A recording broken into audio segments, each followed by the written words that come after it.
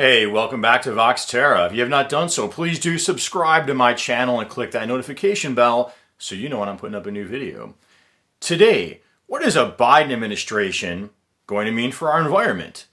Well, to answer that, we need to understand how politics actually works, because many people will be tempted to say, well, just give him a chance and let's find out. Well, it's not that simple.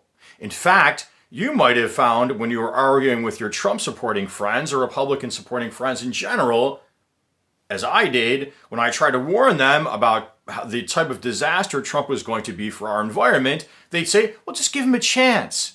Again, that's naive. Politics doesn't work like that. Politicians are elected by combinations of interest groups.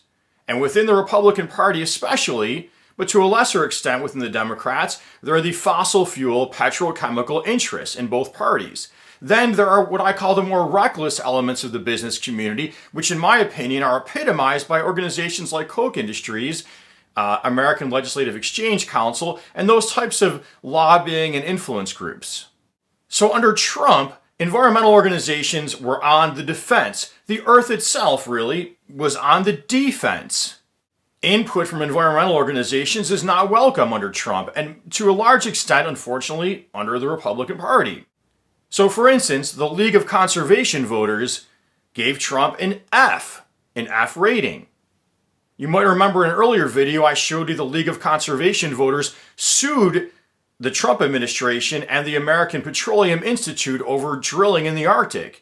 I'll cite you to a link to that case. It's called League of Conservation Voters versus Donald J. Trump and American Petroleum Institute. Now contrast, under Biden has a lifetime score from the League of Conservation Voters of 83%. Positive environmental voting record. Organizations like the Sierra Club, League of Conservation Voters, Natural Resource Defense Council, well, they all endorse Joe Biden. So that means the environmental groups are part of his coalition. Now regarding industry influence, well, Joe Biden took the no fossil fuel pledge, largely, I believe, under the influence of Bernie Sanders, AOC, and the Sunrise Movement, a youth climate organization. But now come the caveats. The caveats. Caveat means warning in Latin, not to be confused with caviar, which is fish eggs. So the caveats. Well, actually, before I get to the caveats, some other things Biden has said he will do is reestablish Obama fuel efficiency standards. He has the Biden climate plan. Well, that plan contains many what I call win-wins. Regardless, if somebody is completely, for lack of a better word, deceived by fossil fuel denial industry propaganda that we can't actually heat the planet by the excessive burning of fossil fuels. Regardless, well, how are those win-wins under the Biden climate plan? Here's how. I already mentioned reestablishing Obama-era fuel efficiency standards. Well, that means cleaner air for us to breathe.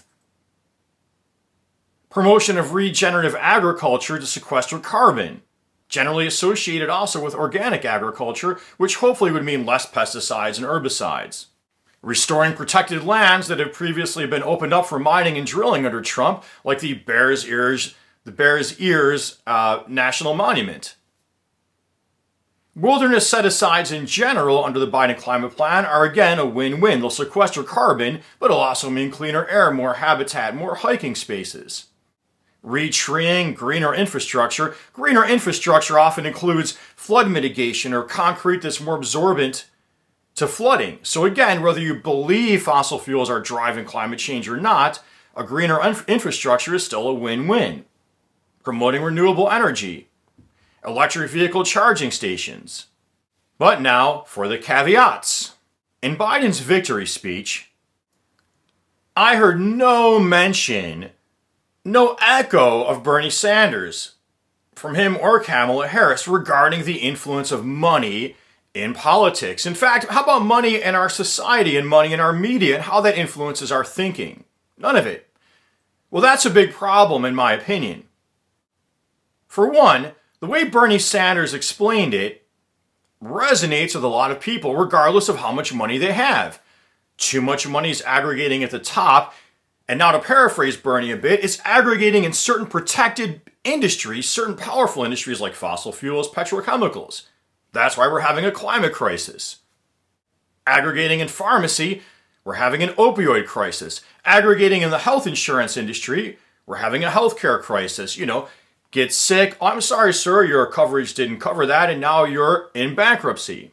Also, leaving out the power of the fossil fuel industry and leaving out the power of money in our politics opens up a lot of room for the denial industry. It opens up room for them to portray people like Trump as false heroes standing up to elites when actually they represent elites. It also creates an opening for them to come up with a counter story of what's causing our changing climate. Another caveat, Biden defending fracking. He called it a bridge fuel. In fact, this interest in fracking and natural gas isn't unique to Joe Biden. It goes back with the Obama administration. Secretary of State Hillary Clinton was infamous, among environmentalists at least, for promoting fracking throughout Eastern Europe. And contrary to what many of our friends on Facebook are saying, that, liberals, it's all the same thing, environmentalists stood up to that. Environmentalists stood up to the Obama administration on fracking. We never gave them a blank check like people like to pretend we did. So this business of a bridge fuel, well, environmental groups for the most part do not agree with that. We don't view natural gas as a bridge fuel. Fracking contaminates groundwaters with toxic chemicals and adds additional methane, a very potent heat-trapping gas to the environment. Furthermore, fracking represents another commitment to fossil fuels at a time when we need to leave them in the ground. Now, some more caveats about Biden's climate plan. Unlike Bernie Sanders' Green New Deal, Biden's climate plan is open to the idea of carbon capture from fossil fuels. Now, that's not in the Green New Deal. Again, that represents more commitment towards the fossil fuel industry.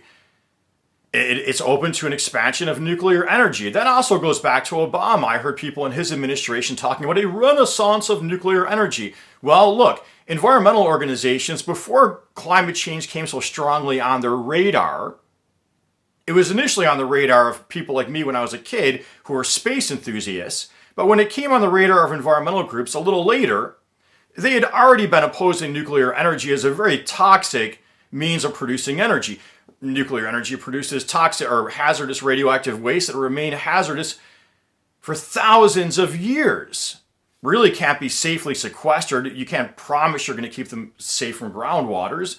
And those radioactive wastes are carcinogens, or they're carcinogenic and mutagenic, meaning birth defect causing.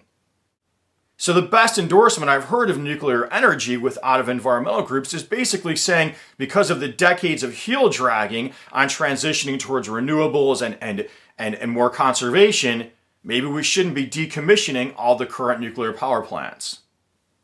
But again, with the Biden administration, we need to be cautious about greenwashing from actually green because of those business interests, whereas Bernie Sanders tried to have that brighter line, that clearer line between, let's say, capitalism and government. So Biden, in sum, offers us a great opportunity. Biden is going to be head and shoulders beyond Trump, who is devastating our environment. Biden will represent the more responsible elements of the business community. And to be fair, some of that greenwashing could actually become green if you hold those businesses to their own standards. But it requires vigilance, it requires knowledge on the part of the public, and therefore I say support those environmental groups like Sierra Club, Natural Resource Defense Council, and subscribe to my channel and click that notification bell if you haven't done so. And hey, I hope you found this video helpful. Please like, please comment, please share, and until next time, peace be with you.